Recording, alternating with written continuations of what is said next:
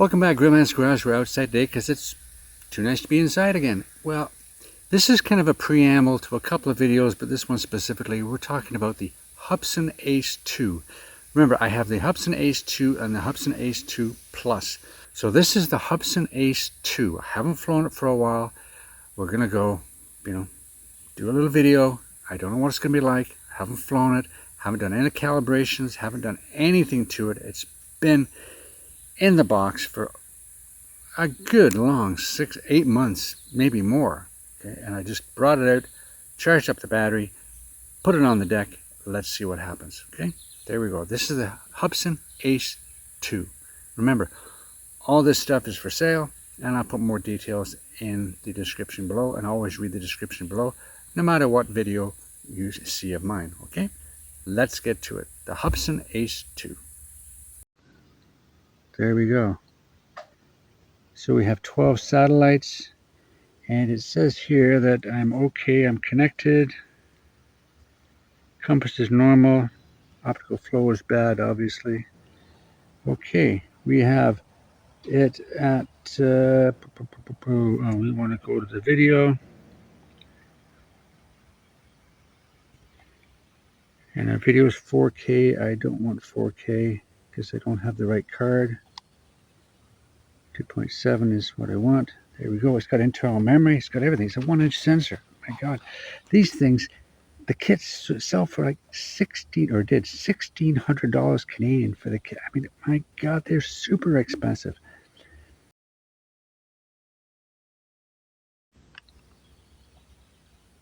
Down, out. Here you go. Up. No obstacle avoidance mode. No obstacle avoidance. Stay there. The home point has been updated. It goes to the right a little bit, but hey, it's there. Let's start that video just for the kicks and giggles of it. Wow, I've got the downward on. I don't have the obstacle on because it just sucks the battery dry. We're at 92%, as you can see. I just want to, we have, our speed is at, what's our speed? Switch to expert mode, no. Switch to film mode. Okay, FNS, film mode. Any slower? Nice and slow. There we go. We'll go forward. See how forward it goes. Yeah, a little bit to the right. Come on. It needs an IMU calibration, I'm sure. Over here. There we go. Okay, let's go to the right. Here we go. And we've got the up and down here. And we have the zoom in. No, we don't have a zoom on this one, I don't think. Well, maybe we do, but I'm not going to worry about it. Okay, let's go forward.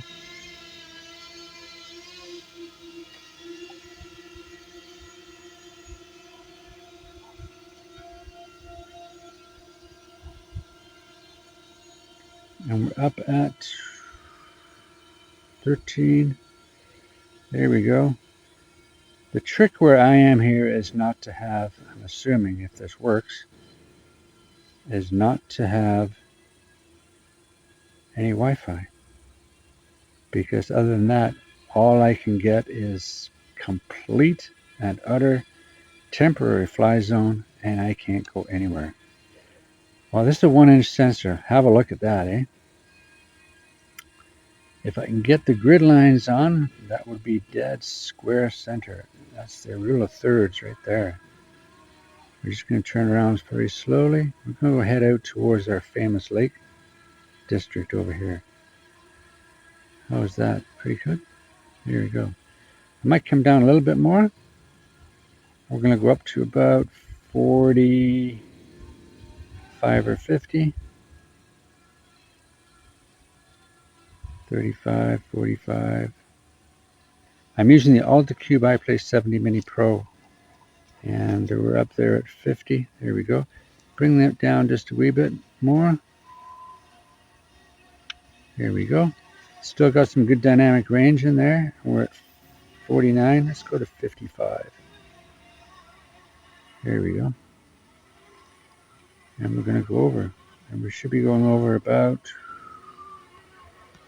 that's full stick forward. Should be 3 meters per second. That's pretty slow.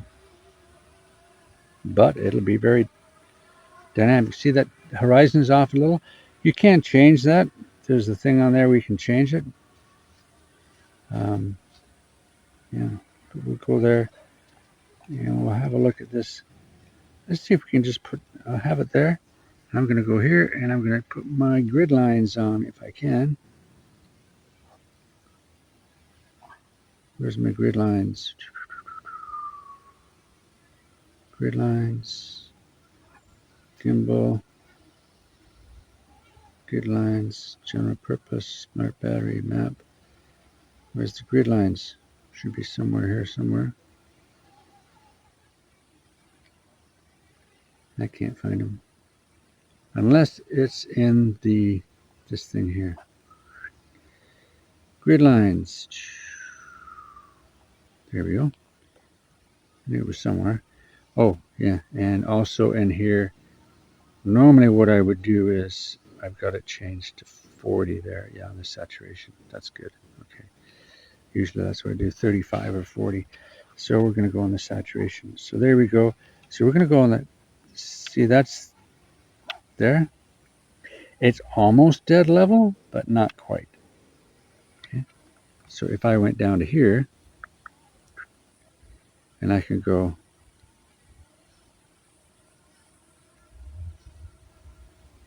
we'll go to 1. There we go. Okay. And we'll do that. And we'll see if that makes a difference. Keep on going forward here, full stick forward, 2 to 3 meters per second. And now it's gone the other way, see? Yeah. So maybe that was just too much. Well, it's pretty close. It's pretty close. Yeah. I could go to, let's go here, and we're going to go 1, 2, 3, 4, 5. Here we go. Go to 5. No, that's not right either. Yeah. No, we'll leave it there. Leave it at 1. Full stick forward. We're in film mode. We've got quite a bit of battery left, and I haven't flown this. I'll bet you I haven't flown this in a year. I just charged up the batteries, and we're going 3 meters per second. That's really slow. Yeah, it handles pretty good. This thing is not bad at all. It's like, the reason I haven't flown it is because of this temporary no-fly zone. That's kind of a glitch in the system. I'm okay if I'm 10 minutes away from here. I'm fine, but I'm within 5.5 kilometers of a municipal airport, so it kind of locks me out for some reason. Nobody else does because I'm allowed to fly, but for some reason this one doesn't allow me to. Now I am facing due east, but I'm flying due west, and anything at this range cuts out. This is 300 meters. At 300 meters, most of my other drones cut out. The only ones that don't are the DJIs. Okay, so we're doing pretty darn good here. So let's bring that camera down and have a look at what's down here. That changes the coloring quite a bit, doesn't it? Changes the coloring quite a bit. And let's come over to the little thing here that it's the joiner. It usually is bone dry, and that's why the guy's got the dock out there. You know, but the last year or so, it's water's come in, and I don't know where the cottage is for this, but anyway, there we go. And then we've got this lake here. Let's come back up again. Yeah, it's not that secure. I haven't done any calibrations at all on this. So let's just turn around and come on back home here. Yeah, I haven't done, there's no IMU calibrations, gyros, or nada. I just plugged it in, and we should be about there coming home, according to the map. According to what that little map thingy says there.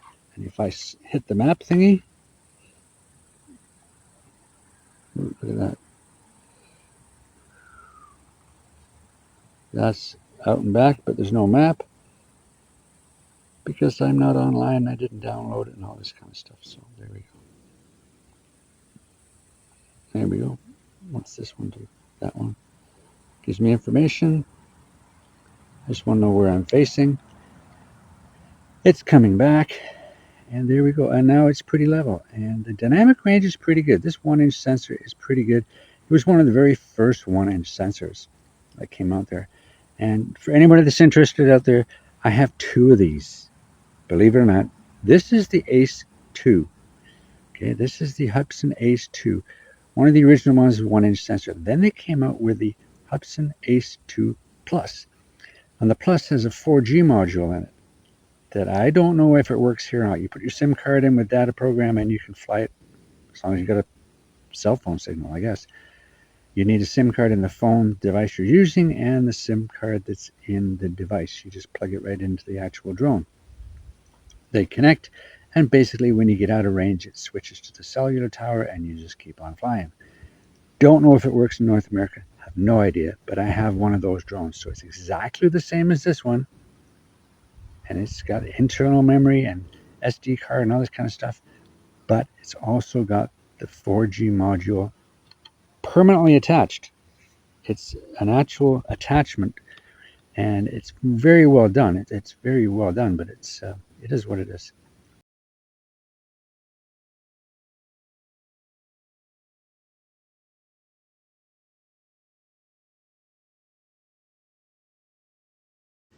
Oh, here it comes. I don't fly them. I can hear it. This is a heavy one, and that's why I just fly over no man's land.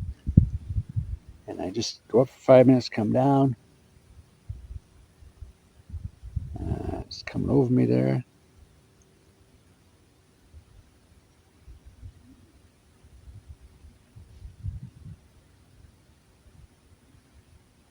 Ba, ba, ba. It's slow. It's really slow, but that's okay. That's okay. Okay, let's come on down. Well, what does return to home do? Let's have a look at that sucker. Here we go. Return to home. Beep, beep, beep, Return beep. to home. Here we go. And as long as something returns to home, I'm happy. I'm always happy if it returns to home. When I say return to home, I mean as long as it's close and I can cancel it and I can manipulate it after that. Well, it's up there and it's coming down from 55 meters. Here it comes. And you can actually, it's flashing white lights. You can actually use your sticks and manipulate it as it's coming down. Yeah, so at the end I'll do that. I'll stop it, but as it's coming down,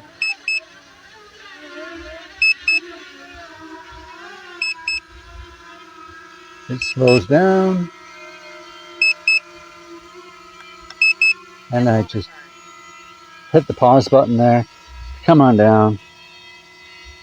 Here we are, and we're just going to bring it down, and I'm going to have the pizza box landing. That comes up there, 4.2. Yeah, that's about right. Here we go. Come on down. Down it comes. Ta-da! One of. That's a lot of wind, I'll tell you. Boom. The home point has been updated. Please There be we go. mindful of the Are we new there? return to home point. Great stuff. One of the best flights I've had with this ever, I would say. There you go. Well, there you go. The Hubsan ACE 2. I was flabbergasted. My jaw was awed when I was watching it back on the computer monitor. I mean, a 1-inch sensor, I'd forgotten how good it really is. And if you can get it dialed in, it's really, really good. Remember, we had the saturation dialed down a little bit, and it seemed to work out very well. So the Hubsan ACE 2. Read the description below. It's really a phenomenal piece of kit. It really is. And as I said, I have 2 of them, and they're both for sale. So, leave me a message. Read the description below. There's always more information there. But as I said, I'm floored. I didn't know it was that good. There you go. Till next time, take care.